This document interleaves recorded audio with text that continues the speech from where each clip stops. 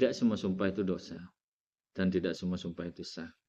Dalam Islam, sumpah baru dianggap mengikat jika menyebut nama Allah. Ini penjelasan fikihnya. Bismillahirrahmanirrahim.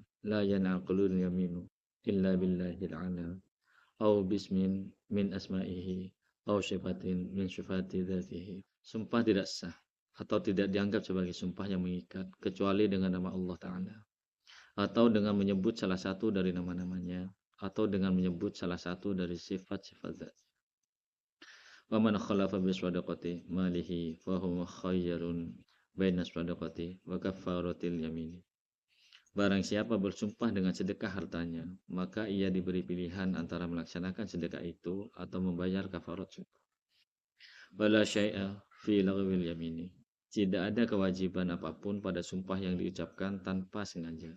Wa man halafa an la yaf'ala syai'an fa amara ghairahu bi fi'lihi lam yahnal. Barang siapa bersumpah tidak akan melakukan suatu perbuatan, namun ia menyuruh orang lain untuk melakukannya, maka ia tidak dianggap melanggar sumpah. Wa man halafa ala fi'li amrayni fa fa'ala ahaduhuma lam yahnal. Dan barang siapa bersumpah akan melakukan dua perkara, kemudian melakukan salah satunya, maka ia tidak dianggap melanggar sumpah. Wa kafaratul yamini wa mukhayyarun fiha baina thalathati asya'. Kafarat sumpah adalah pilihan antara tiga hal. Itqu raqabatin mu'minatin. Yang pertama, memerdekakan seorang budak mukmin. Au it'amu masyarati masakina kulla miskinin muddan. Atau yang kedua, memberi makan 10 orang miskin, masing-masing 1 mud, sekitar 0,6 kg bahan makanan pokok. Au kiswatuhum thauban thawba. Atau yang ketiga, memberi pakaian kepada 10 orang miskin, masing-masing 1 potong pakaian. Fa illam yajid fa syiyamu thalathati ayyamin. Jika ia tidak mampu melakukan salah satu dari 3 hal tersebut, maka ia wajib berpuasa selama 3 hari. Dalam Islam, sumpah adalah pernyataan yang menguatkan sesuatu dengan menyebut nama Allah atau sifat-sifatnya sebagai bentuk kesungguhan. Namun tidak semua ucapan dianggap sebagai sumpah yang mengikat. Syarat sah sumpah harus menyebut nama Allah seperti wallahi, billahi, atau tallahi, atau menyebut sifat Allah, misalnya demi kebesaran Allah, demi kemuliaan Allah.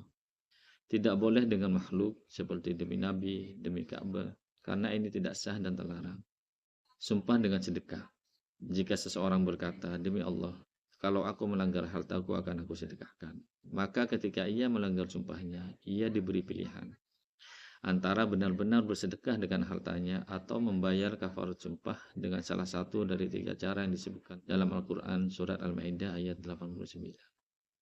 Sumpah lagu adalah sumpah yang tidak disengaja atau tanpa maksud menguatkan sesuatu, seperti demi Allah, ayo makan dulu, atau wallahi, saya kira ini hari Jumat. Ucapan seperti ini tidak menimbulkan dosa dan tidak ada kafaratnya, karena tidak diniatkan sebagai sumpah serius. Sumpah dan perbuatan orang lain.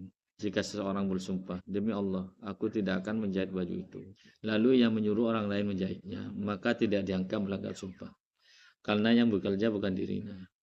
Namun jika ia bersumpah, demi Allah, aku tidak akan membuat baju ini dijahit, lalu ia menyuruh orang lain melakukannya, maka ia melanggar sumpah, karena inti sumpahnya bukan tentang dirinya, tetapi tentang perbuatan itu terjadi atau tidak. Sumpah melakukan 2 perkara. Jika seseorang bersumpah, demi Allah, aku akan berpuasa dan bersedekah hari ini, lalu ia melakukan salah satunya, maka ia tidak berdosa, karena telah menunaikan sebagian dari yang disumpahkan. Namun jika ia bersumpah dengan redaksi, demi Allah, aku tidak akan meninggalkan keduanya, maka meninggalkan salah satu bisa mengakibatkan pelanggaran sumpah, tergantung pada maksud ucapannya. Kafaroh atau tubusan sumpah. Jika seseorang melanggar sumpah yang sah, maka wajib membayar kafaroh, yaitu pilihan dari 3 hal berikut. Yang pertama, memerdekakan seorang budak mukmin. Saat ini tidak berlaku karena perbudakan sudah dihapus. Yang kedua, memberi makan 10 orang miskin, masing-masing 1 mud, sekitar 0,6 kg bahan makanan pokok, seperti beras, gandum, atau kurma. Yang ketiga, memberi pakaian kepada 10 orang miskin, masing-masing 1 pakaian yang layak untuk sholat. Jika tidak mampu melakukan salah satu dari 3 hal di atas, maka ia wajib berpuasa selama 3 hari. Contoh kasusnya, Kasus yang pertama, sumpah yang sah. Fatimah berkata, demi Allah, aku tidak akan membeli baju baru bulan ini. Namun seminggu kemudian ia membeli baju, maka sumpahnya sah. Dan ia wajib membayar kafaroh, misalnya dengan memberi makan 10 fakir miskin. Kasus yang kedua, sumpah lawi. Ahmad berkata kepada temannya, Wallahi, makan dulu ya, nanti baru pulang. Ini hanyalah kebiasaan ucapan, bukan sumpah sungguhan.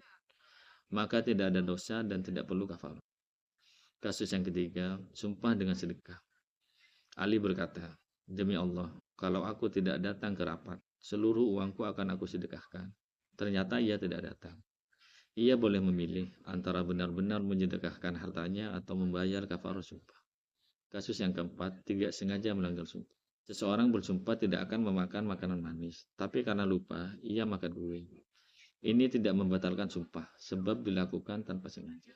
Wallahu a'lam bishawab.